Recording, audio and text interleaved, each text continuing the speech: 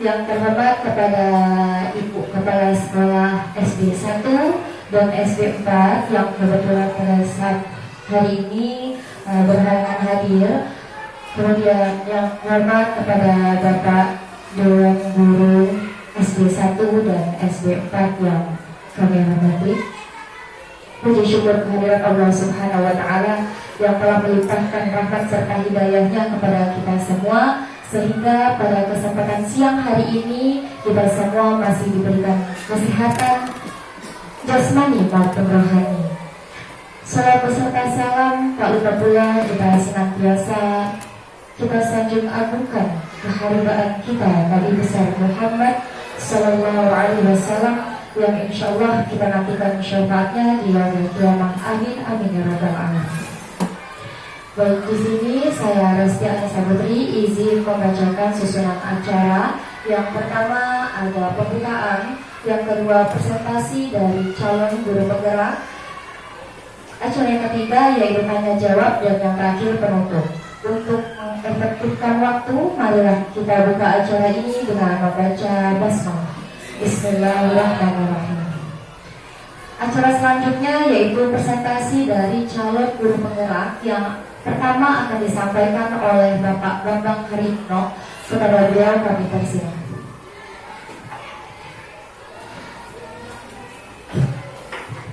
Bismillahirrahmanirrahim. Assalamualaikum warahmatullahi wabarakatuh.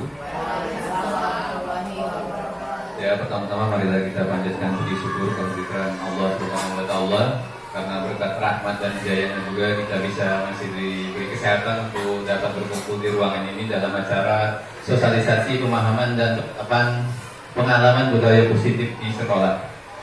Yang pertama saya ingin memperkenalkan diri dulu, yaitu nama saya Bambang Prayono dari SD 4 Talang, dan teman saya ini namanya Muhammad Akbar dari SD 1 Talang. Kami ini ada tugas untuk menyampaikan materi tentang budaya positif ke sekolah yang insya Allah nanti kita laksanakan bersama ya. Untuk materi ini kenapa penting? Mungkin kita akhir-akhir ini melihat ada kasus-kasus tentang guru yang bermasalah tentang hukum, bermasalah dengan wali murid. Nah, kenapa hal itu bisa terjadi? Karena kesalahan pengambilan posisi ya. Kita sebenarnya sebagai pendidik ini sekarang tidak diperbolehkan lagi mengambil posisi sebagai penghukum ya. Nanti materinya sebenarnya sudah untuk khusus untuk Pak Akbar, tapi di sini saya sebagai persepsi saja. Jadi apa yang akan kita pelajari ini nanti sebagai budaya positif untuk menangani permasalahan-permasalahan yang kita hadapi di sekolah ya. Ya, baiklah, yang pertama sudah selesai. Yang selanjutnya nanti di dalam materi ini ada 6 nanti. Yang pertama yaitu disiplin positif dan nilai kebajikan. Yang kedua yaitu teori motivasi. Ketiga keyakinan kelas. Keempat kebutuhan dasar. Yang kelima posisi kontrol dan segitiga restitusi. Dari ke-6 ini nanti 1, 2, 3 materinya akan saya sampaikan. Yang ke-4, 5, 6 akan insya Allah akan disampaikan oleh saudara kita yaitu Muhammad Akbar. Dari ke-6 ini ujungnya nanti adalah segitiga restitusi. Mungkin kita selama ini penanganan kasus-kasus di sekolah itu sudah banyak yang melakukan. Anak itu diajak ngobrol, ditanya dulu, tidak langsung dikasih hukuman. Sebenarnya itu sudah restitusi, tapi kita nggak tahu itu namanya restitusi. Tapi saya lihat Bapak Ibu Guru akhir-akhir ini, mungkin kemarin atau lusa, sudah melakukan itu. Di sini kita akan mendalami lagi dari yang pertama yaitu disiplin positif dan nilai-nilai kebajikan. Nanti kita akan belajar bagaimana seorang itu bertindak, bagaimana seorang itu motivasinya itu apa dari luar, apa dari dalam ya. Yang selanjutnya kira-kira nanti apa yang kita sampaikan nanti dari ke-6 itu nanti inilah ringkasan atau namanya ini apa ini? Joy kontrol semua perilaku tujuan, 5 posisi kontrol. Kami berdua sudah membagi materi 1, 2, 3 dan 3, 4. Bagian saya tadi sudah saya sampaikan. Selanjutnya yaitu yang pertama, kita akan mencoba merubah paradigma kita. Apa sebenarnya yang menjadi motivasi seseorang itu melakukan tindakan? Dari ilustrasi di depan sini kita akan belajar ya. Tugas Anda adalah mengepalkan salah satu tangan. Coba bayangkan bahwa Anda menyimpan sesuatu yang sangat berharga. Di dalam kepalan tangan Anda perlu menjaga benda tersebut sekuat tenaga. Anda karena begitu pentingnya untuk kehidupan Anda, tugas rekan Anda adalah mencoba dengan segala cara untuk membuka kepalan tangan Anda. Teman Anda boleh membujuk, boleh menghardik, mengintimidasi, memarahi, menggoda, mengkritik, bahkan menawarin Anda uang. Apa yang mau disampaikan dari materi ini sebenarnya yang mau kita ambil pelajarannya, seseorang itu bertindak, mau itu dibujuk, mau itu dirayu, mau itu dipaksa, sebenarnya yang punya kontrol itu orang itu sendiri. Kita tahu anak-anak itu kita suruh nurut, tapi mungkin besok dia nggak nurut. Artinya kontrol seseorang itu berada di dalam diri dia, bukan dari luar. Di sinilah kita akan belajar bagaimana mempelajari tingkah laku manusia itu berperilaku dan seterusnya. Ya. Selanjutnya yaitu kita harus mengubah paradigma yang ada dalam kepala kita selama ini.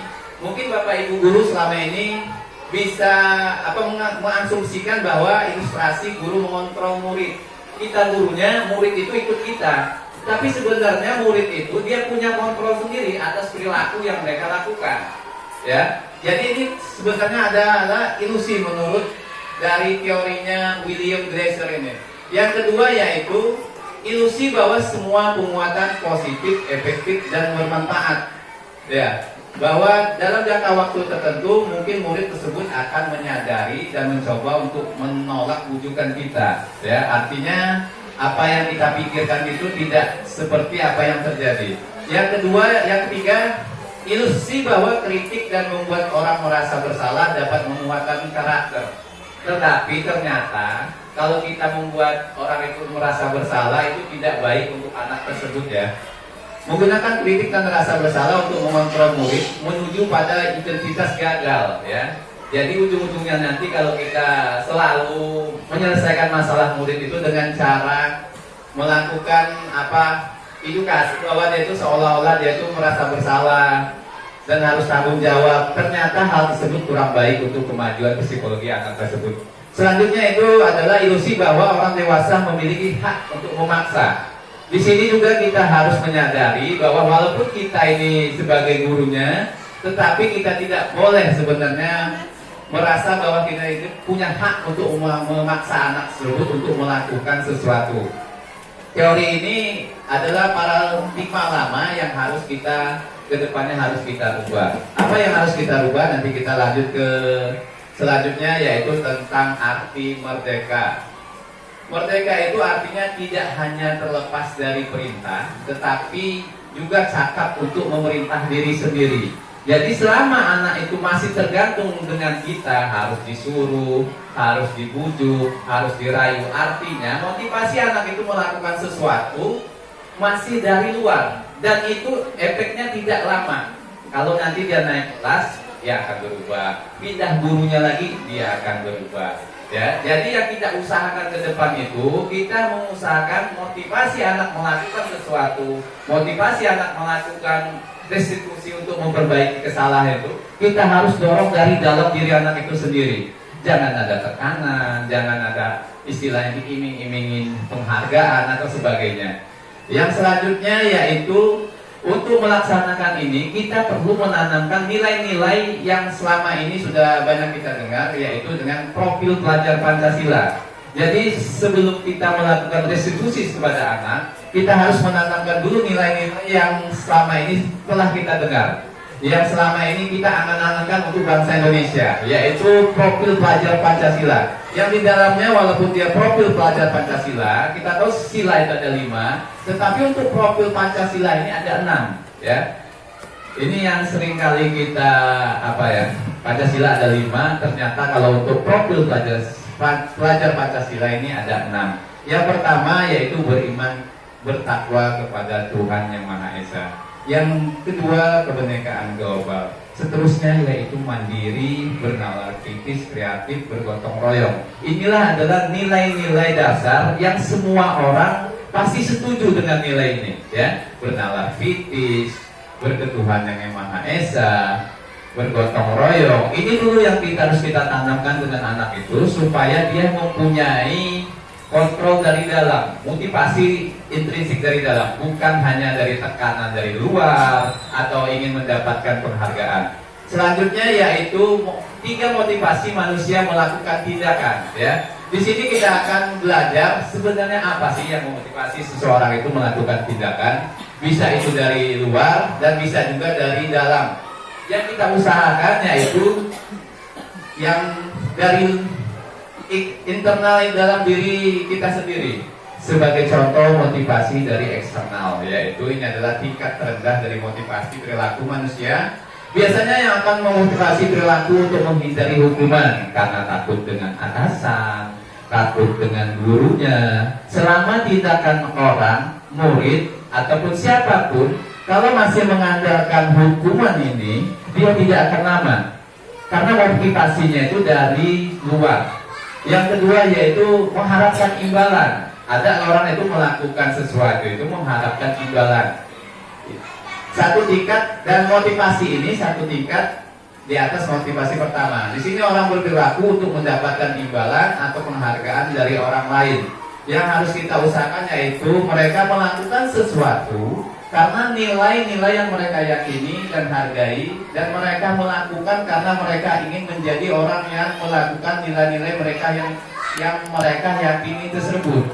Itulah gunanya kita perlu menanamkan kepada anak didik kita itu nilai-nilai menghormati orang lain, jujur, bertanggung jawab. Jadi ketika dia yakin dengan nilai tersebut, dia akan melakukan tindakan itu atas dasar motivasi dari diri dalam dia sendiri, ya. Selanjutnya yaitu kita harus sebagai refleksi diri kita sendiri, ya. Di sini kita bisa baca sebagai seorang guru, saat Anda hadir mengajar di kelas tepat waktu. Motivasi apakah yang mendasari tindakan Anda? Apakah Anda datang tepat waktu karena tidak ingin ditegur oleh atasan Anda dan kemudian mendapat surat peringatan?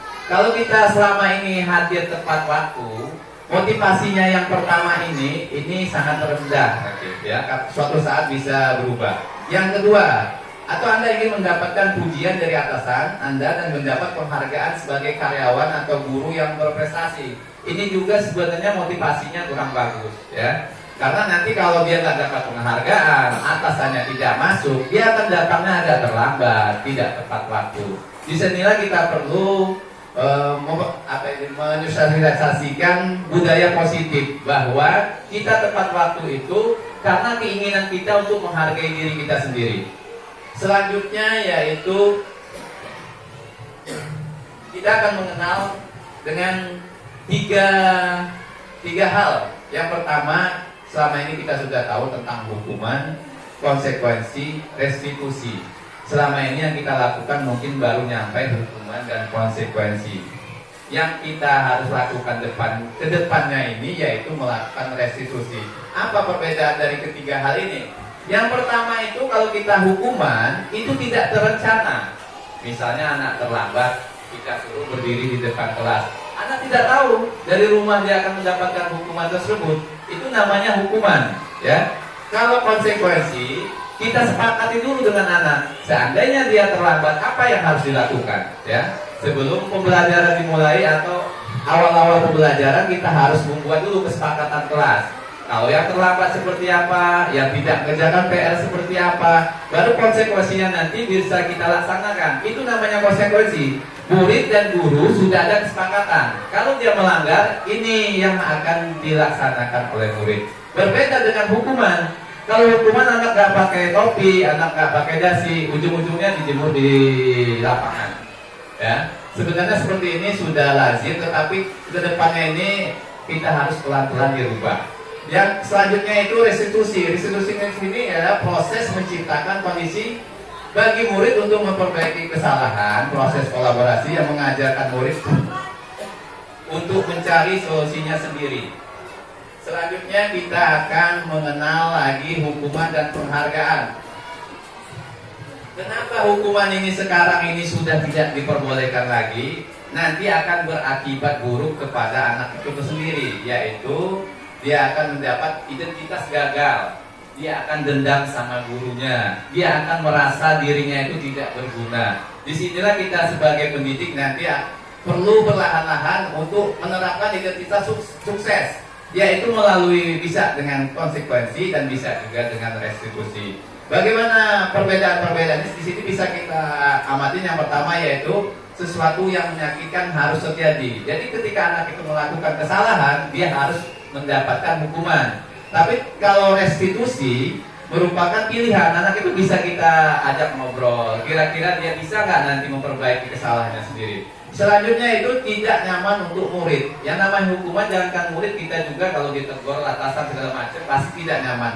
Kalau kita diajak ngobrol kenapa terlambat, tadi malam begadang karena anaknya nangis, mungkin itu bisa kita terima, besoknya kita bisa melaksanakan lebih baik lagi. Tapi kalau kita terlambat, tahu-tahu langsung dihukum, pasti kita timbul sesuatu perasaan dendam, apa tidak enak dengan orang yang ngasih kita sanksi. Mungkin gambarannya seperti itu Bapak Ibu. Selanjutnya yaitu kita lihat hukuman dan konsekuensi. Mari kita baca yang pertama ini. Kita baca yaitu mencatat 100 kali dalam buku kalimat saya tidak akan terlambat lagi karena terlambat ke sekolah. Kira-kira dari kalimat ini hukuman atau konsekuensi Bapak Ibu?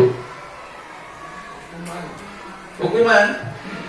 Kalau ternyata itu terlambat ke sekolah, tidak terlambat harus nulis buku. Artinya dari awal sudah ada kesepakatan. Konsekuensi. Iya, terima kasih untuk jawabannya Pak Jun. Yang kedua, kita lari mengelilingi lapangan basket 2 kali karena terlambat hadir di sekolah. Kira-kira masuk kemana ini? Hukuman. Iya, terima kasih. Mungkin Ibu sudah belajar banyak dari apa yang kita jelaskan barusan. Selanjutnya itu membersihkan coretan yang dibuat di meja tulis. Karena dia melakukan kesalahan, coret-coret, dia harus membersihkan. Nanti jadinya masuk ke konsekuensi. Ya, terima kasih. Kita langsung aja ke selanjutnya, yaitu kita selama ini mengenal yang namanya penghargaan. Ya, anak yang baik kita kasih ya, sebagai duta kebersihan segala macam. Tapi ternyata penghargaan ini dampaknya negatif kalau dilakukan secara terus-menerus. Ya. Ketika anak itu tidak kita hargai lagi, dia tidak kita kasih bintang atau kasih nilai bagus, dia akan tidak melakukan hal tersebut. Yang kedua, penghargaan tidak efektif karena jangka waktunya untuk jangka panjang tidak cocok untuk anak. Yang kedua, merusak hubungan. Dimana di sini kalau kita satu dapat penghargaan, yang tidak dapat penghargaan pasti dia merasa apalah saya ini, ya pasti dia merasa marah dengan kawannya yang sudah dapat penghargaan. Terjadi hal-hal yang istilahnya kurang baik untuk ke depan anak itu. Seterusnya itu penghargaan menurunkan kualitas. Penghargaan mematikan kreativitas, dan terakhir yaitu penghargaan berarti menghukum. Selanjutnya yaitu kita mengenal yang tadi yaitu restitusi. Ini yang akan ke depannya ini, walaupun kita baru mendengar apa itu restitusi. Sebenarnya ini sudah lama. Pemerintah itu walaupun sosialisasi yang belum sampai ke kita, lewat acara hari ini setidaknya Bapak Ibu sudah ada gambaran sedikit lah ya. Apa itu restitusi? Apa yang harus dilakukan? Di sini restitusi ini menurut dosen ini adalah suatu proses menciptakan kondisi bagi murid untuk memperbaiki kesalahan mereka sehingga mereka bisa kembali pada kelompok mereka dengan karakter yang lebih kuat. Mungkin selama ini kalau anak punya salah kita hukum, yang tidak bersalah dia merasa menang, tapi yang dapat hukuman dia merasa apa ya? Dia merasa rendah diri lah, bisa merasa dendam dengan gurunya. Jadi kedepannya kita fokuskan kalau ada terjadi masalah-masalah yang terjadi dengan anak murid kita usahakan restitusi ini. Yaitu selanjutnya, sebelum kita melakukan restitusi tadi, sebaiknya kita membuat yang namanya keyakinan kelas. Keyakinan kelas ini lebih tinggi tingkatannya dari peraturan kelas. Tapi ini biasanya tidak banyak-banyak, bisa 4, 5, 6, 7. Di dalamnya ini mengandung nilai-nilai yang kita yakini bukan sekedar peraturan, tetapi kita yakini bahwa ini hal-hal yang memang penting. Apa contohnya? Di sini kita bisa lihat, yaitu yang pertama yaitu kenapa kita pakai helm waktu saat berkendara. Mungkin jawabannya semua bisa sama, ya, karena untuk keselamatan. Begitu juga dengan keyakinan kelas nanti, kita harus melakukan semuanya itu, ya, tentang keyakinan universal yang sudah kita buat tadi. Selanjutnya kita akan pengertian keyakinan kelas. Keyakinan kelas berupa pernyataan-pernyataan universal yang dibuat dalam bentuk kalimat positif. Keyakinan kelas tidak dibuat dalam jumlah banyak sehingga mudah diingat dan dipahami oleh semua warga sekolah. Keyakinan kelas merupakan sesuatu yang dapat diterapkan di lingkungan kelas tersebut. Di sini mungkin kita pernah mendengar ini kalimat negatif, dilarang menyontek, dilarang buang sampah, jangan terlambat. Kedepannya harus kita rubah menjadi kalimat positif ya Bapak Ibu ya. Karena kalau sudah ada kata dilarang, biasanya anak-anak itu malah nambah. Ya, jadi kedepannya kalau kita mau bikin tulisan dilarang buang sampah, lebih baik kita tulis menjaga kebersihan. Ya.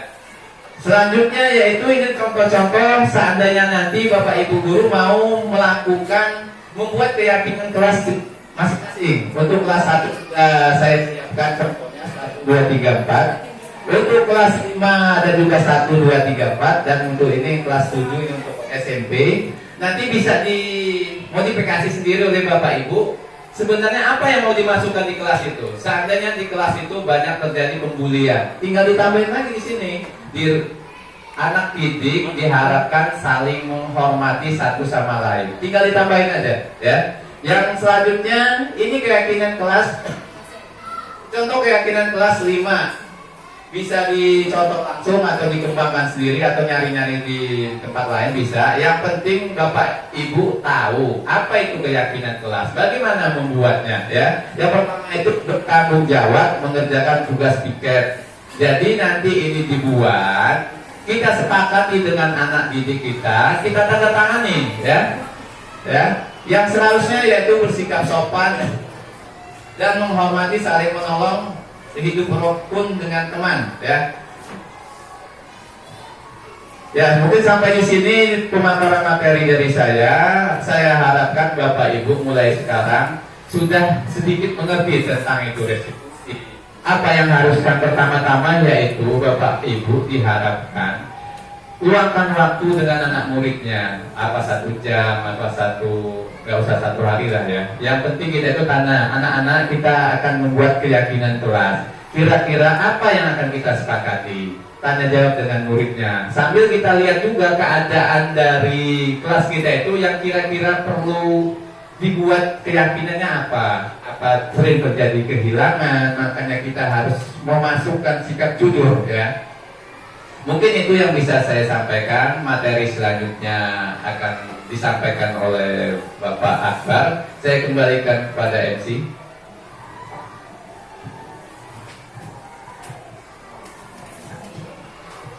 Ya, terima kasih kepada Bapak Bambang yang telah memaparkan presentasinya. Untuk presentasi yang selanjutnya akan disampaikan oleh Bapak Muhammad Akbar. Kepada beliau kami persilakan.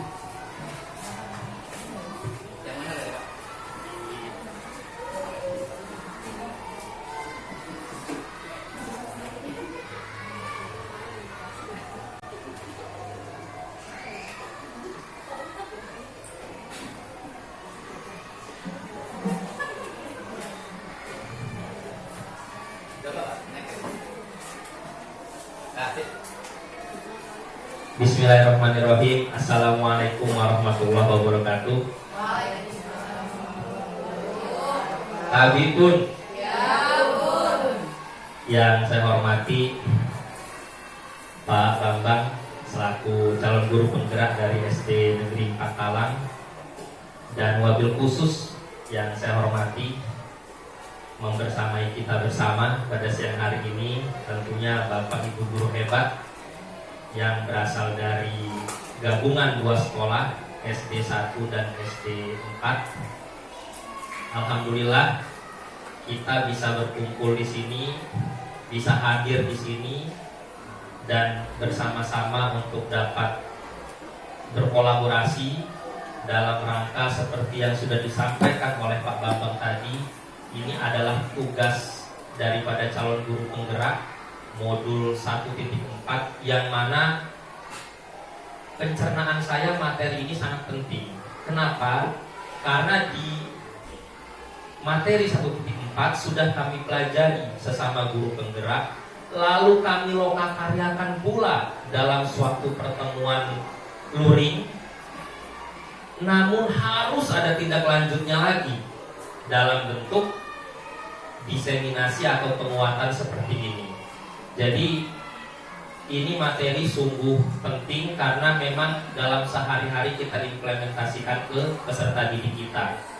Namun sebelum berlanjut, saya ucapkan ribuan terima kasih yang sebesar-besarnya kepada Bapak Ibu semua atas partisipasi, dan kami bentuknya ini minta tolong, mohon bantuannya, kehadiran Bapak Ibu di sini dalam rangka menyukseskan kegiatan calon guru penggerak ini.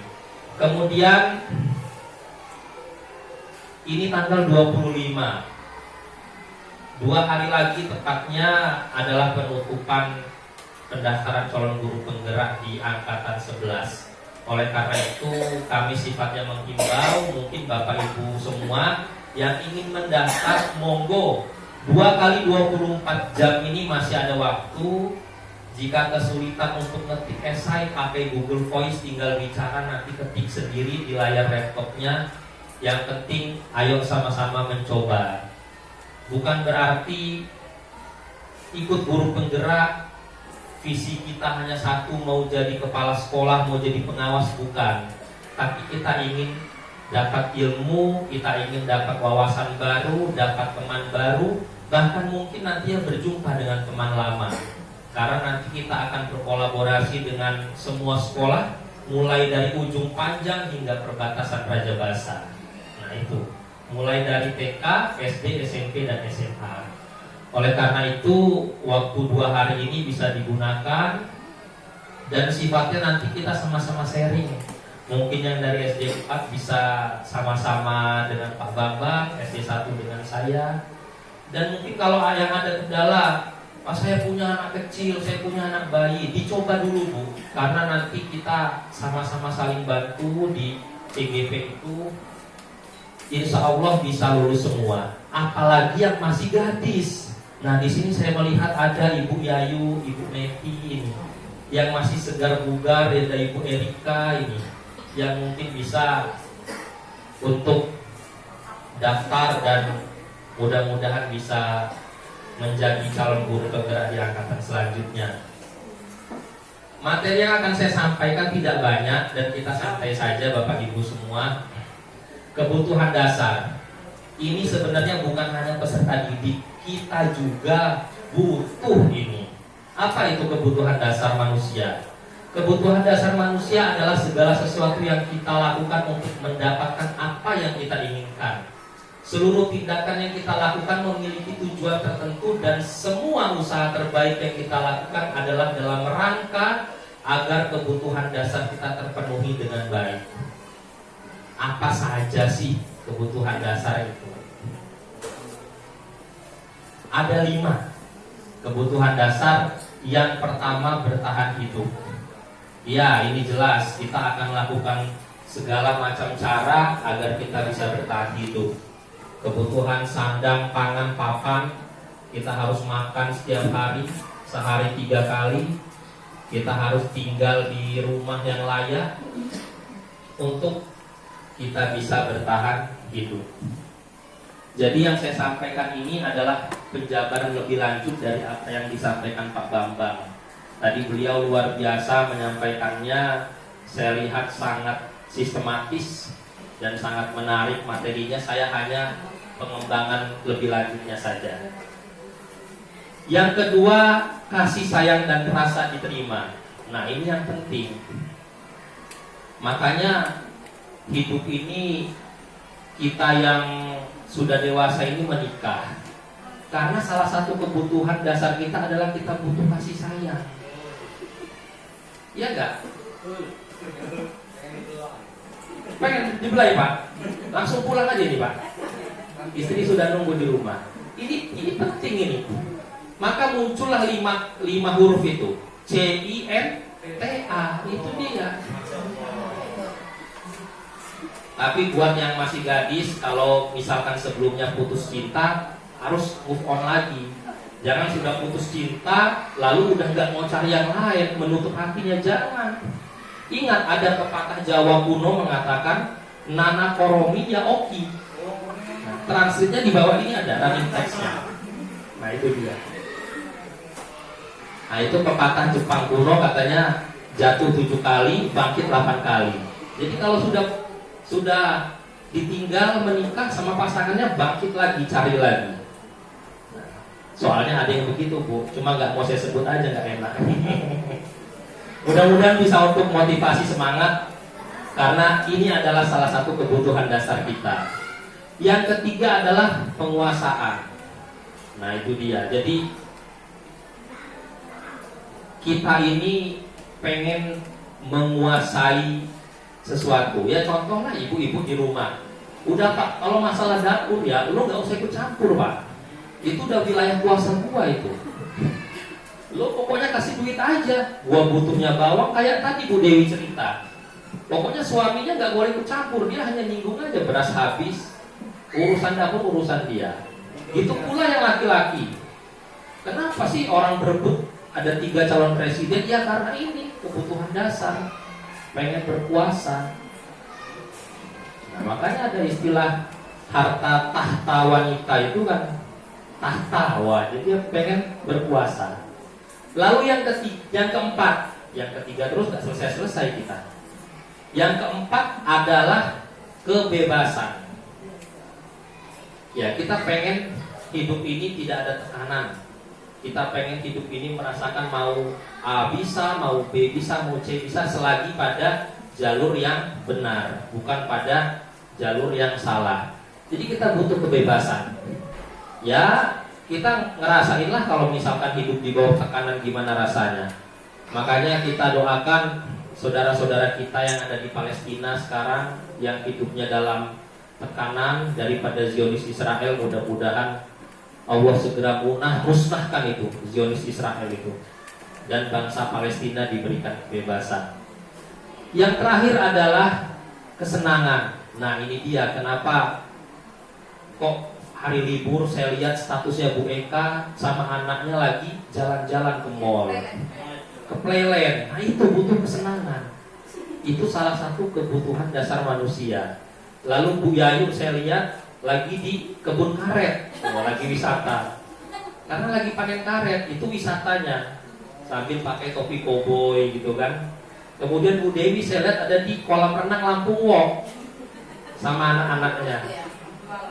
Tapi yang dipoto anak-anaknya aja Bu, Dianya enggak, karena aurat. Ya Bu Dewi ya. Itu salah satu kebutuhan dasar manusia, kesenangan. Ini sebenarnya gampang ingatnya, 5 hal ini, karena memang sehari-hari kita lalui dan kita rasakan. Tapi mungkin kita selama ini tidak sadar aja kita butuh 5 hal ini. Nah selanjutnya ada 5 posisi kontrol guru.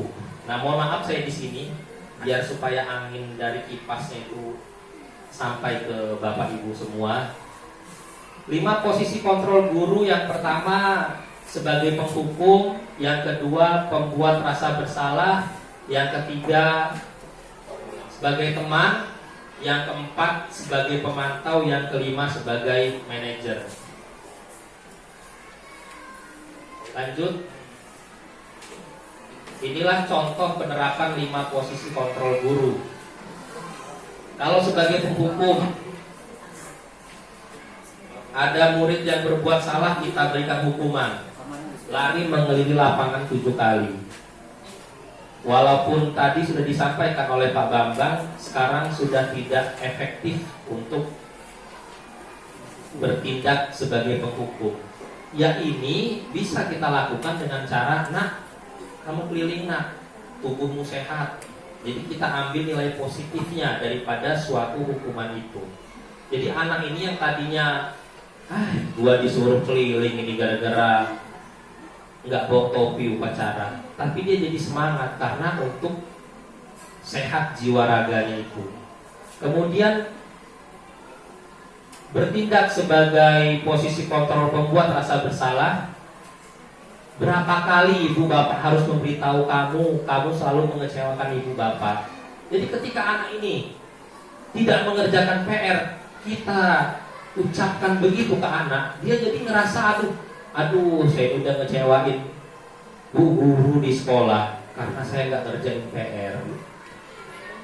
Kemudian yang ketiga, posisi sebagai teman. Jadi ini lebih pada sifat persuasif atau mengajak. Ayo dong, ikutin aturan sekolah. Tolong bantu ibu bapak ya sekali ini. Ya sudah, nggak apa-apa. Lain kali jangan sampai berbuat seperti ini lagi. Jadi ini lebih pada persuasif atau mengajak. Kemudian selanjutnya pemantau. Kamu sudah melanggar peraturan di sekolah ini, kamu tahu konsekuensinya. Dan yang terakhir, sebagai manajer, apakah kamu tahu kesalahanmu? Bagaimana kamu memperbaiki kesalahanmu? Jadi manajer ini kita sebagai posisi kontrol, kita sudah memancing murid untuk mencari solusi atas kesalahan yang dia buat serta bagaimana cara untuk memperbaikinya. Nah, sekarang ada pertanyaan ini. Kalau tidak pernah benar melakukannya, kira-kira posisi kontrol apakah aku? Apa Bapak Ibu? Kamu tidak pernah benar melakukannya, kira-kira sebagai manajer, sebagai pemantau, sebagai teman, sebagai pembuat rasa bersalah atau penghukum? Rasa bersalah. Ya, tepuk tangan dulu 100 untuk Bapak Ibu semua. Kemudian pertanyaan kedua, apa rencanamu untuk menyelesaikan masalah ini? Kira-kira sebagai apa? Manajer? Ya, 100 untuk Bapak Ibu, tepuk tangan lagi. Yang ketiga, ayolah lakukan demi Bapak Ibu ya nak. Nah ini kira-kira sebagai apa? Teman, ya 100 untuk kita semua. Tepuk tangan untuk kita semua. Nah selanjutnya ini materi terakhir, segitiga restitusi. Tadi sudah sebenarnya disinggung oleh Pak Bambang. Jadi suatu proses dialog yang dijalankan oleh guru atau orang tua agar dapat menghasilkan murid yang mandiri dan bertanggung jawab. Jadi ini proses dialog ini Bu. Bukan kita ujuk-ujuk bawa sapu sambil ngukulin karena siswa ini berbuat salah, bukan. Ini kita ngobrol, komunikasi. Jadi memang kan ada prinsip tidak ada masalah yang tidak bisa diselesaikan. Kalau tali itu telah menegang kencang, itu tandanya akan putus. Kalau malam itu sudah semakin larut, kita lihat kok semakin gelap malam ini, tandanya pagi akan datang. Begitu pula kalau masalah rasanya sudah semakin menghimpit, itu tandanya jalan keluar akan segera tiba. Wah. Itu Bu. Jadi yang pertama yang kita lakukan ketika anak ini berbuat kesalahan adalah menstabilkan identitas. Yang tadinya masih dia emosi, membara-bara, yang namanya darah muda. Kalau kata Roma Irama kan, yang maunya menang sendiri, walau salah tak peduli. Yang kedua kita lakukan adalah validasi tindakan dia yang salah, sehingga nanti dia akan menyadari bahwa dia itu salah dan dia sadar dari dirinya sendiri. Yang ketiga kita menyatakan keyakinan. Ini jadinya murid nanti akan membuat suatu solusi darinya untuk memperbaiki kesalahan yang dia buat. Oh ya, ini sama sekalian Pak Bambang, ibu-ibu tuan rumah, mohon izin mungkin kalau nanti sudah selesai ada guru-guru yang mau acting foto lah untuk upload di PMM ya, mumpung masih rame. Jadi minta izin nanti kalau selesai Pak.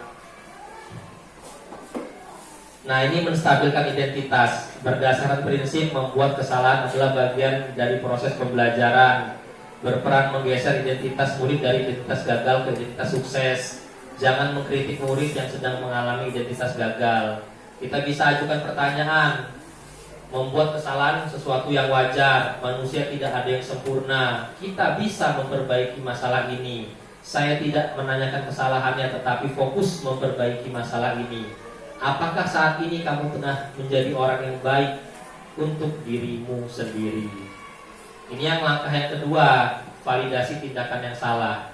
Berdasarkan prinsip setiap perilaku berusaha memenuhi kebutuhan tertentu, guru akan menggeser dari pemikiran stimulus respon menjadi proaktif. Mengenali dan mengakui kebutuhan murid ini dapat memperbaiki hubungan dengan murid. Pernyataan atau pertanyaan yang disampaikan dengan nada suara tidak menghakimi atau memojokkan. Ajukan pertanyaan, kamu bisa saja bertindak lebih gegabah dari ini. Kamu mungkin melakukannya tanpa suatu alasan tertentu. Kamu melakukan karena ada alasan yang penting bagimu. Mungkin kamu bisa mempelajari suatu perilaku baru yang lebih efektif. Bersediakah kamu mempelajarinya? Yang terakhir, menanyakan keyakinan. Jadi teori kontrol menyatakan bahwa pada dasarnya kita termotivasi secara intrinsik dari dalam diri kita. Saat perilaku sudah divalidasi dan identitas sukses stabil, maka murid telah siap mengaitkan keyakinannya dengan tindakan yang salah. Contohnya, ajukan pertanyaan, sebagai keluarga atau satu kelas apa yang kita yakini? Nilai-nilai apa yang telah kita sepakati? Seperti apa gambaran kelas yang ideal bagi kamu? Kamu ingin menjadi orang yang seperti apa? Nah, ini yang perlu kita perhatikan dalam segitiga restitusi. Segitiga restitusi diharapkan murid menjadi lebih kuat secara pribadi, membuka wawasan murid agar dapat menyelesaikan permasalahannya sendiri, dan murid semakin percaya diri, mandiri, dan merdeka. Ya mungkin Bapak Ibu karena dibatasi waktu, saya mohon maaf. Pada intinya segitiga restitusi ini adalah mengubah paradigma kita untuk menyelesaikan masalah murid.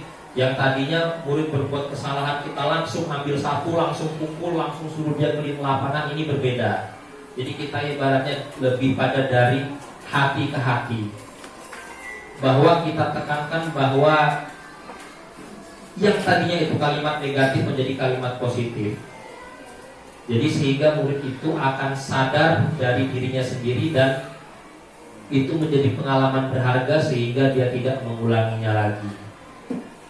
Mungkin demikian saja Bapak Ibu yang dapat saya sampaikan. Lebih kurang saya mohon maaf. Saya akhiri. Putri Titian Aura Kasih. Demikian dan terima kasih. Wassalamualaikum warahmatullahi wabarakatuh.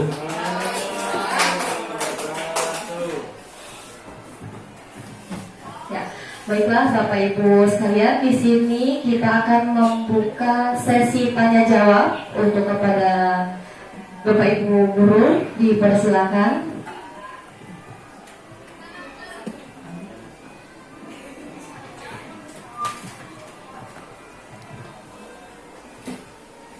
Terima kasih. Halo Pak Akbar dan Pak Bambang.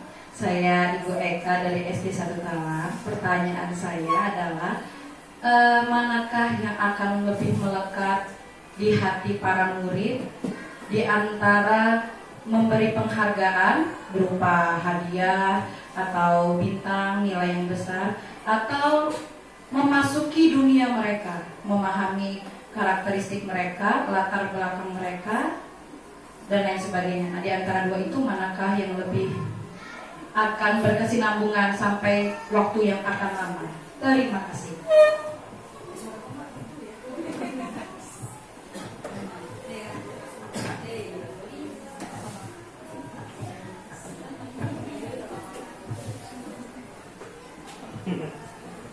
Terima kasih kepada Ibu Eka yang telah memberikan pertanyaan. Saya izin menjawab Bu ya. Mungkin nanti kalau ada kurang tepat ataupun masih ada kesalahan nanti kita bawa pulang, nanti besok bisa ditagih lagi Bu ya.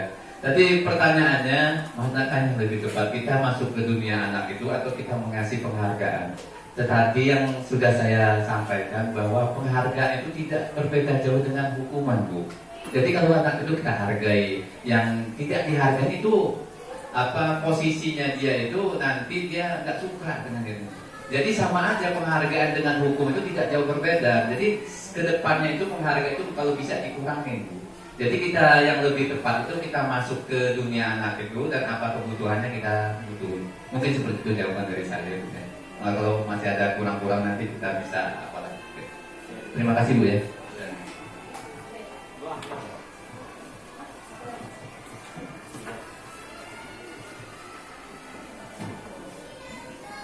Baik, terima kasih kepada Bapak Ibu guru sekalian. Demikianlah kegiatan siang kita hari ini. Semoga kita kembali pulang dengan membawa oleh-oleh, yaitu ilmu yang sangat bermanfaat. Amin. Dan tetap semangat Bapak Ibu guru semua. Kita beri tepuk tangan dulu untuk kedua calon guru penggerak. Baiklah, di sini marilah kita tutup dengan membaca hamdalah. Alhamdulillahirabbil alamin. Di sini saya mohon maaf apabila terdapat kesalahan kata, dan kepada Allah saya mohon ampun. Wallahul muwaffiq ila aqwamit thoriq. Wassalamualaikum warahmatullahi wabarakatuh. Mohon maaf Bapak Ibu, ini ada permintaan dari teman-teman kita mau sesi foto katanya untuk tugas. Jadi yang keperluannya ada tugas PMN silakan. Yang mau ngambil foto katanya sih.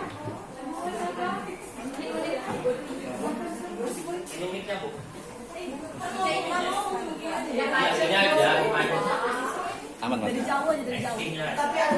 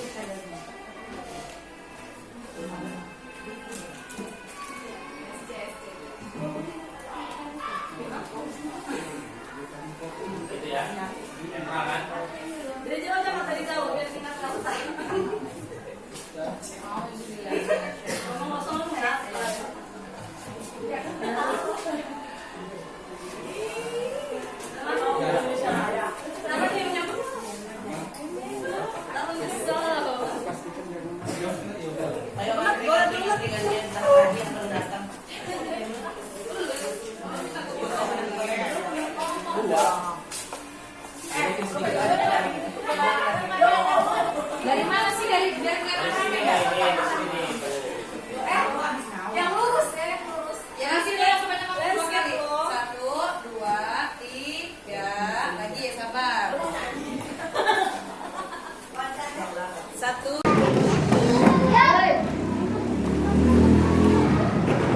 Baik anak-anak, apa kabar semuanya? Sebelum mulai belajar, kita akan membuat keyakinan kelas terlebih dahulu. Ya, jadi supaya suasana belajar kita tambah semangat, ilmu yang didapat itu bisa cepat kita cerna, kita mau buat keyakinan kelas.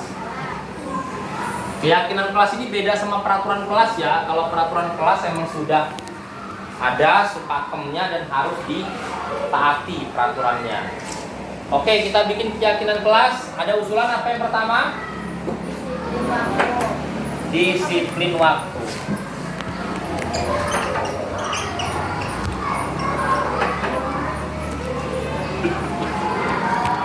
Ini maknanya apa? Jadi anak-anak, kita mulai belajar harus tepat waktu. Misalkan jam 1 tepat masuk, berarti jam 1 sudah di kelas. Pulang jam 16.30, berarti kita pulang jam 16. Istirahat jam 14.30, maka jam 14.30 disiplin waktu. Boleh nggak Pak sebelum 4:30 sudah pulang duluan? Tidak kok. Tidak boleh. Ada lagi usulan keyakinan kelas yang kedua apa? Menjaga kebersihan kelas. Kebersihan. Kira-kira fungsinya apa sih menjaga kebersihan kelas ini? Apa nak? Kalau kelasnya bersih enak nggak ininya, belajarnya? Itu fungsinya supaya kalian belajarnya nyaman. Belajarnya kalau banyak sampah coba bau, ya kan? Belajarnya nggak tenang. Tapi kalau kelasnya bersih, nyaman belajarnya. Jadi mulai sekarang perhatikan di sekeliling kita, terutama di laci. Kalau ada sampah, tanpa disuruh oleh Pak Guru langsung dibuang ke kotak sampah. Karena itu manfaatnya untuk kalian sendiri. Yang ketiga, apa kira-kira yang kita buat? Berpakaian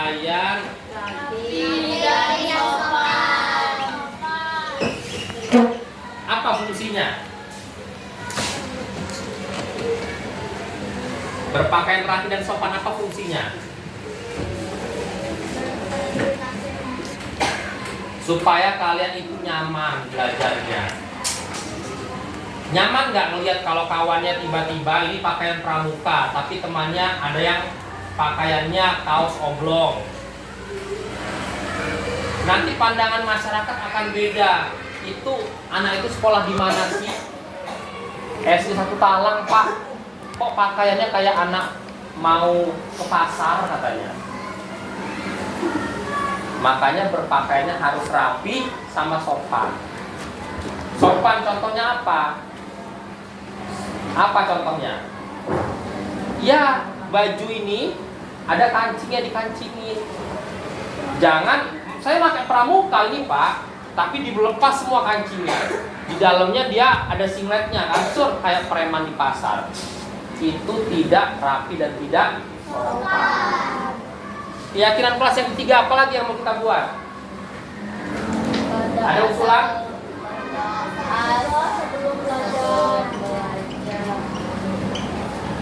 Berdoa sebelum belajar dan sesudah belajar. ya, artinya sebelum mulai belajar sama sebelum pulang kita harus berdoa. Karena kita ini adalah makhluk Allah. Kita ini hanyalah hamba.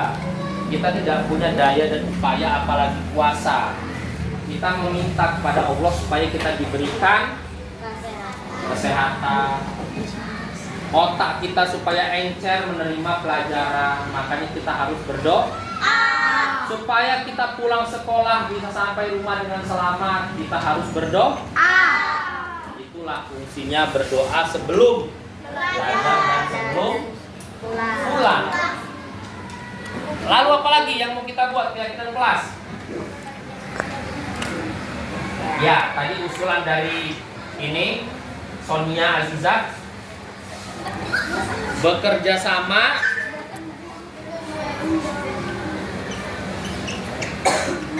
dan saling menghormati.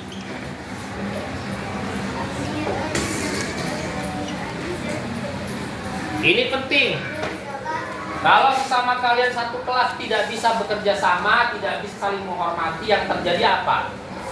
Ribut, berantem, permusuhan. Akibatnya apa? Perundungan, kekerasan yang terjadi. Karena udah nggak saling menghormati. Contoh, duduk bareng nih antara Ipul sama Udin. Cuma gara-gara Ipul kesenggol gini badannya Udin marah. Langsung dipukul, diajak berantem, itu nggak boleh. Kita harus saling menghormati karena kalian ini bekerja sama dengan kalian sendiri. Kita hidup di dunia ini tidak bisa sendiri. Kita makhluk sosial, harus butuh bantuan kawan, butuh bantuan orang lain. Contoh, kalau rambutnya Udin gondrong, bisa nggak nyukur rambut sendirian? Nggak bisa. Udin pasti pangkas rambut. Bapak tahu langganannya Ceng Mamat ini yang di perempatan depan itu, pangkas rambutnya. Kalau si Mamat diamakan sama Ceng Abdel, langganannya ini sama Ceng Mamat. Apalagi kira-kira keyakinan kelas yang mau kita buat? Tunjukkan tangan ketika ingin belajar. Iya. Angkat tangan kalian kalau misalkan mau bertanya. Jangan mau bertanya, Pak ini gimana Pak? Nanti Azizah bertanya, ya kan? Lalu Aura juga bertanya, ya kan? Lalu Zainab juga nanti bicara semua. tidak teratur. Tapi kalau angkat tangan dulu, misalkan kata Aziza, saya Pak. Nah jadi Zainab kan tadinya juga mau bertanya, dia tahan diri dulu. Selesai Azizah barulah Zainab angkat tangan. Lalu selesai dia baru Aura kasih angkat tangan juga untuk bertanya. Jadi tertib suasana kelasnya. Oke, apalagi nak kira-kira nak? Siap untuk belajar baik sumber ataupun alat belajar. Ini kunci. Belajar kalau nggak semangat, pasti bawaannya apa? Ngantuk, males, tidur. Jadi niatkan dari dalam diri kita. Kita berangkat dari rumah itu mau cari ilmu, bukan cari pacar. Cari ilmu. Ya, karena ilmu itu tidak ternilai harganya. Uang bisa dicari, motor bisa dibeli, mobil bisa dibeli. Ya kan? Motor dihancurin, dibakar, habis. Mobil dibakar juga bakal hangus. Tapi kalau ilmu dalam otak kita, susah mau dihancurinnya, karena dalam otak. Itulah makanya kalau orang yang ilmunya sudah tinggi sampai bergelar profesor, itu sangat dihargai dan perkataannya itu sangat diteladani oleh kita. Ada presiden kita yang dulunya profesor, ada? Siapa? Ya, Profesor B.J. Habibie. Oke anak-anak, ada lagi kira-kira kelas yang kita buat?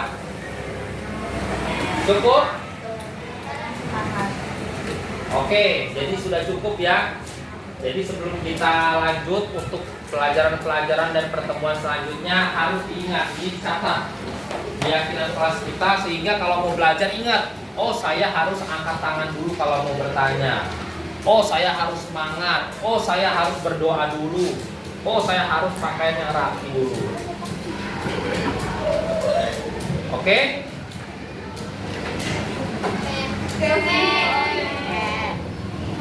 Sungkani ada pertanyaan nggak Sungkani? Ada pertanyaan? Kalau Tiarno ada pertanyaan Tiarno? Ada. Baik anak-anak, demikian saja. Jangan lupa Sungkani, catat Sungkani ya. Ini yang kelasnya ya. Terima kasih Bapak akhiri. Wallahul muwaffiq ila aqwamit thoriq. Wassalamualaikum warahmatullahi wabarakatuh.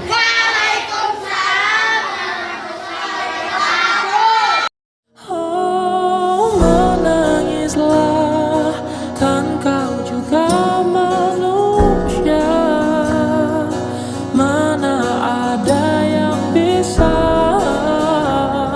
berlarut-larut, berpura-pura sempurna. Sampaikan pada jiwa yang bersedih, begitu dingin dunia yang kau huni. Jika tak ada tempatmu kembali, bawa lukamu biar aku obati. Tidakkah letih kakimu berlari?